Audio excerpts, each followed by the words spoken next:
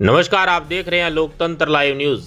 84 विधानसभा से विधायक अनिल कटारा ने राजस्थान विधानसभा के बजट सत्र 2026-27 के दौरान अनुसूचित क्षेत्र और आदिवासी बाहुल्य इलाकों की विभिन्न समस्याओं को सदन में उठाया। भारत आदिवासी पार्टी के विधायक कटारा ने आदिवासी क्षेत्रों की उपेक्षा का आरोप लगाते हुए सरकार पर जमकर हमला बोला और आदिवासी समाज के विकास के लिए ठोस कदम उठाने की मांग की है। आइए देखते हैं पूरा वीडियो। युवा सोचता है शायद इस बार नौकरी मिलेगी और नौकरी मिलेगी तो मैं मेरे माँ बाप और परिवार की जिम्मेदारी अपने कंधों पर लूँगा, लेकिन बजट खत्म होता है और उम्मीद फिर टल जाती है। माननीय सभापति महोदय, हर बजट में शहरों के सपनों को पंख दिए जाते हैं, लेकिन आदिवासी अंचल के सपनों को सिर्फ तारीखें दी जाती है।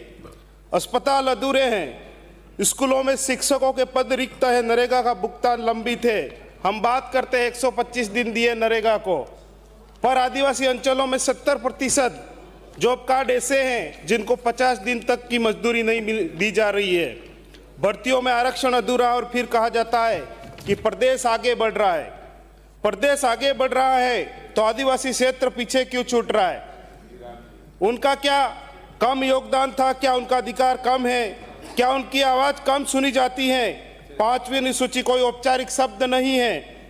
यह इस सदन की नैतिक जिम्मेदारी है। आदिवासी समाज दया नहीं चाहता, उसे उसका संवैधानिक हिस्सा चाहिए। माननीय सभापति महोदय, जब स्वास्थ्य की बात आती है तो कागजों पर सुरक्षा है, जमीन पर असुरक्षा। सरकार कहती है कि स्वास्थ्य बीमा योजना से हर गरीब सुरक्षित है, पर अध्यक्ष महोदय, मैं पूछना चाहता हूं कि अगर बीमा है तो आदिवासी मां एम्बुलेंस के इंतजार में क्यों दम तोड़ रही है? अगर योजना है तो दक्षिणी राजस्थान का मरीज गुजरात क्यों जा रहा है?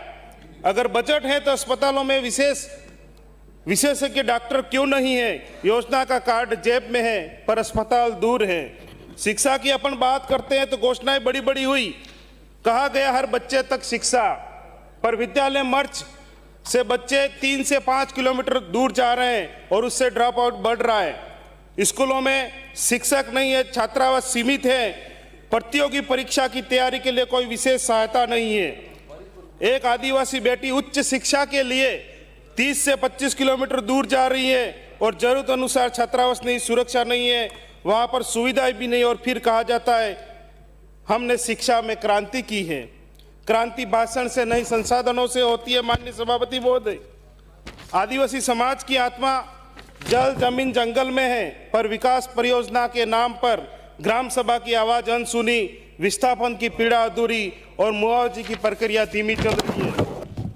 हम जमीन छीनती है तो सिर्फ खेत नहीं जाता, पीढ़ियों की पहचान चली जाती है, और ये पीड़ा आज भी माही कडाना विस्थापित आदिवासी झेल रहा है और सैकड़ों परिवारों को आज तक इसका मुआवजा नहीं मिला है। मैं सरकार से कहना चाहूँगा कि इसे संज्ञान में ला करके कडाना विस्थापित मुआवजे की प्रक्रिया चालू करे और उन्हें उचित मुआवजा दिया जाए। माननीय सभापति महोदय, मैं अब टीएसपी क्षेत्र के युवा की पीड़ा को बताना चाहूँगा कि आज मैं इस सदन में टीएसपी क्षेत्र के युवाओं की उस पीड़ा को रख रहा हूँ जो हर भर्ती परीक्षा के बाद और गहरी हो जाती है। माननीय सभापति महोदय, राजस्थान में टीएसपी क्षेत्र के लिए अस्पष्ट आरक्षण व्यवस्था है। 45% पद अनुसूचित जनजाति के लिए निर्धारित है। यह कोई उपकार नहीं है, यह संवैधानिक अधिकार है। कई सामान्य सूची में समायोजन ऐसा होता है कि टीएसपी का वास्तविक हिस्सा कट जाता है। अध्यक्ष महोदय, गांव का युवा खेत और किताब के बीच में जूझ रहा है। शहर का युवा कोचिंग और किराए के कमरे में संघर्ष कर रहा है। पहाड़ों से पढ़कर आने वाला वह युवा संसाधनों की कमी से लड़कर परीक्षा पास करता है, लेकिन नियुक्ति सूची से उसका अधिकार खो जाता है। मैं पूछना चाहता हूं, यदि 45% आरक्षण तय है तो हर भर्ती में 45% पद स्पष्ट रूप से क्यों नहीं दिखते हैं? क्यों हर बार युवाओं के आरक्षण की गणना समझाने के लिए आंदोलन करना पड़ता है? मैं सरकार से मांग करता हूं कि जहां जहां आरक्षण की पालना नहीं की गई है वहां वहां समीक्षा लेकर के रिक्त पदों को भरा जाए। माननीय सभापति महोदय, मेरी सरकार से मांग रहेगी कि मैं चिखली में नवीन बालिका महाविद्यालय, अनपुरा में बालिका छात्रावास और बासिया में बालिका शिक्षा को बढ़ावा देने हेतु नवीन बालिका विद्यालय की स्वीकृति प्रदान करें। साथ ही सिमलवाड़ा, चिखली एवं अन्य महाविद्यालयों में रिक्त प्राध्यापकों के पद भरे जाए तथा आवश्यक चिखली में खेल स्टेडियम की घोषणा की जाए।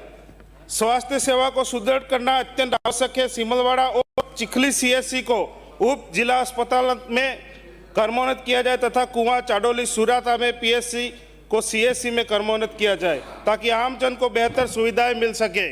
माननीय सभापति महोदय, क्षेत्र में से सड़क, पेयजल और पुल निर्माण के लंबित कार्यों को प्राथमिकता दी जाए और साथ ही कोचरी में बाणासिमल गुजरात सीमा तक आवागमन को सुगम बनाने हेतु बड़ी पुलिया निर्माण की स्वीकृति दी जाए।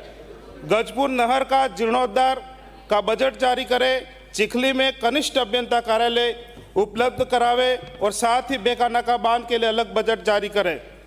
आदिवासी क्षेत्र केवल घोषणाएं नहीं, ठोस क्रियान्वयन चाहता है। यदि सरकार वास्तव में संतुलन और समावेशी विकास की पक्षधर है तो इन मांगों को बजट में प्राथमिकता के साथ शामिल कर धरातल पर उठाए।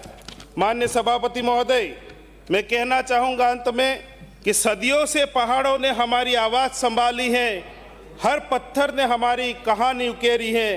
भिल प्रदेश की मांग कोई नई लकीर नहीं है, ये इतिहास की अधूरी कहानी है। बहुत बहुत धन्यवाद सभापति महोदय। श्री लक्ष्मण